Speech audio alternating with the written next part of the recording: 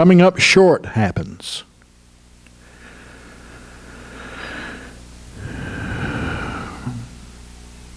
Verse 24 says, though he fall, though that man falls. And that word in the Old Testament is translated 318 times as fail.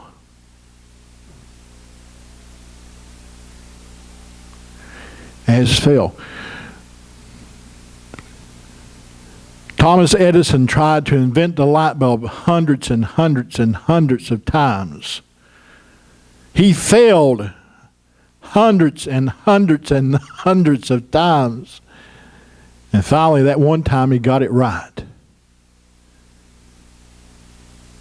And there's no sin in failure. There's no sin in having things not work out quite the way we planned or quite the way that we expected. And God's known about it all. He sees our end so much more clearly than we do. And God stays with us. Though we fail, we will not be utterly cast down or thrown away. How many times have we seen it as Christians in church after church after church? Somebody fails. And they're cast away. They're thrown aside. Just as if nothing they had ever done ever counted for anything at all. Just as though we are sometimes so short-sighted we can't see that people will one day rise above their failures, above their difficulties, and do something wonderful and great for God. Though he fall, he shall not be utterly cast down. You ever felt like just wiping your hands from somebody? Just completely, totally giving up on them? Sure. There's been times we've all felt like that. Sometimes we've even felt like doing that to ourselves. We become so utterly disgusted with ourselves sometimes that we just can't hardly stand ourselves. But God doesn't see things the way that we do. Aren't you glad this morning? God doesn't see only our failures, but he sees our end. We'll be surprised one day when we see the very end of our lives how great things have actually turned out to be.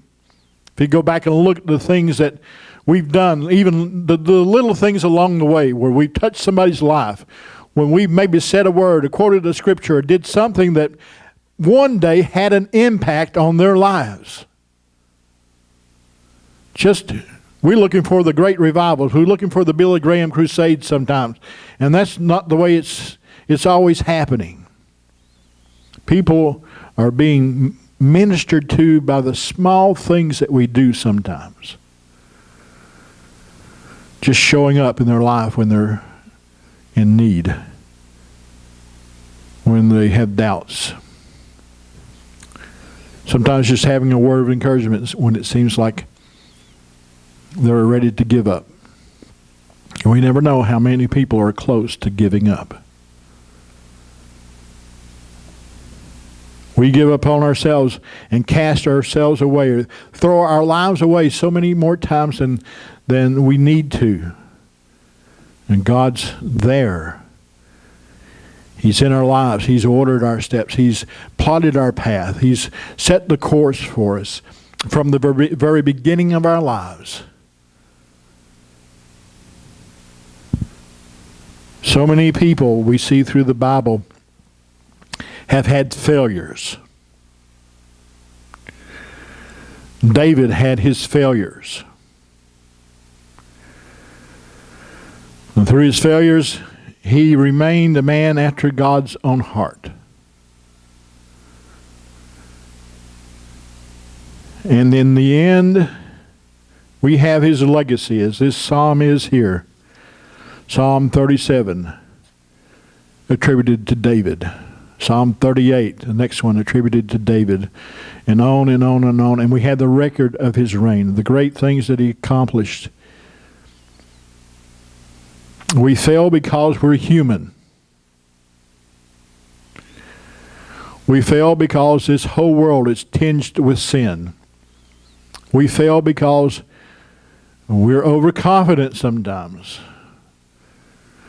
We fail because we're simply not looking carefully at what's going on around us. But we do fail. Samson, it seems like his whole life was a failure. One disappointment after another, but God had ordered his steps. And in the end of his life, God heard his plea, heard his cry. And at the end of his life, the things that he did were greater than he had ever done throughout his entire life.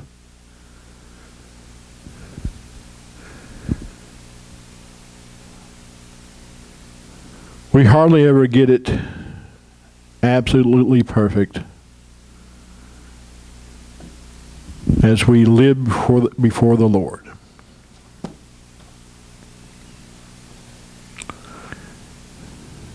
Having been saved in a Pentecostal holiness church at the time when there were still quite a bit of outward appearance things that were heavily spoken of. Some things that I myself and others have, as we have grown in the Lord, have begun to see that some of those things, even if they did do them before the Lord, they were not necessarily God's will.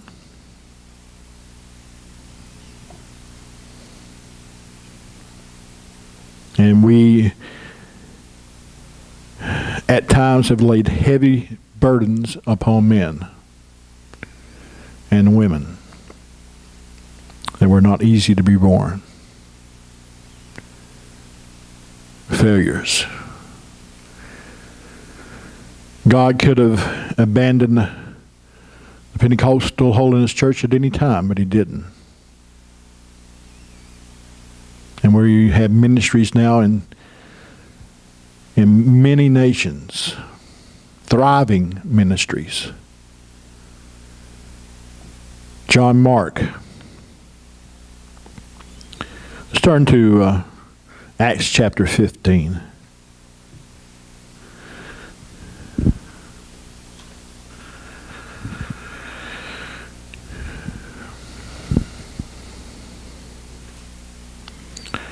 Acts 15 and verse 35.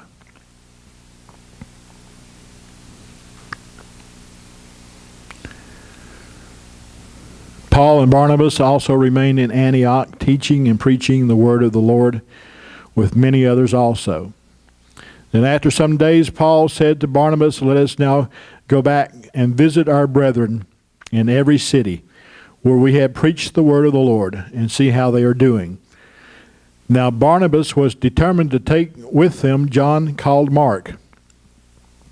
But Paul insisted that they should not take with them the one who had departed from them in Pamphylia and had not gone with them to the work. And then the contention became so sharp that they parted from one another. And so Barnabas took Mark and sailed to Cyprus, but Paul chose Silas and departed, being commended by the brethren to the grace of God. Paul and Barnabas are having a disagreement over personnel, over who to take with them when they were to leave Antioch and go visit all the other places that they had ever ministered in. Barnabas was determined to take with them John Mark. Paul saw things differently. See, they had been with John Mark before, and John Mark had failed to measure up to the mark. He had departed and left them and had not gone with them to the work. That was a failure on John Mark's part, either not having the courage to go on or having placed himself in a position where he was not qualified to be. And we do that sometimes. We overstep our bounds sometimes. We put ourselves in places where we should not be. I love Africa. I love Kenya. I love going there to minister. I love it. Absolutely love it. And I would love to be there in ministry. But the only thing wrong with that is God hasn't said to go and stay there. And to go there without being sent from the Lord, without having His divine direction, would be a mistake. That would be a failure on my part. It'd be a failure on anyone's part. Whether you accept a position as a pastor or any other thing, a position within a local church as a teacher or anything else. If God hasn't said to do it, then we need to leave it alone. Because the consequences are too important. And the potential for failure is too great. Paul warns them about putting a novice in a position of authority. Because they just simply can't handle it. And it would lead to failure. Not only failure in their lives, but failure in the congregation. So Paul was determined not to take John Mark with him. Barnabas took him instead. At that point, Paul did not see any value of John Mark in the ministry. Did not see any value in his life at that time as far as a ministry application is concerned. But it didn't stay that way. John Mark, being a believer, his steps were ordered of the Lord. And their paths were to cross again one day. 2 Timothy 4:11, Paul states, "Only Luke is with me. Take Mark and bring him with you, for he is profitable to me for the ministry."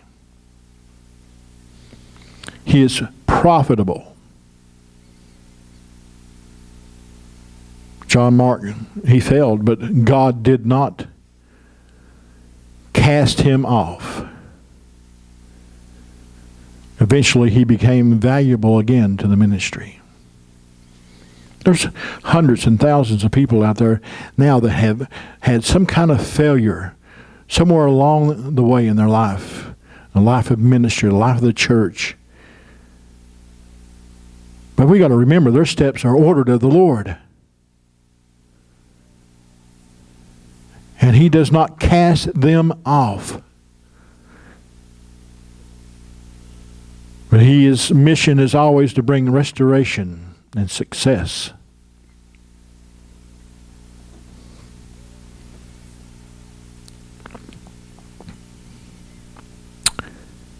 We are being upheld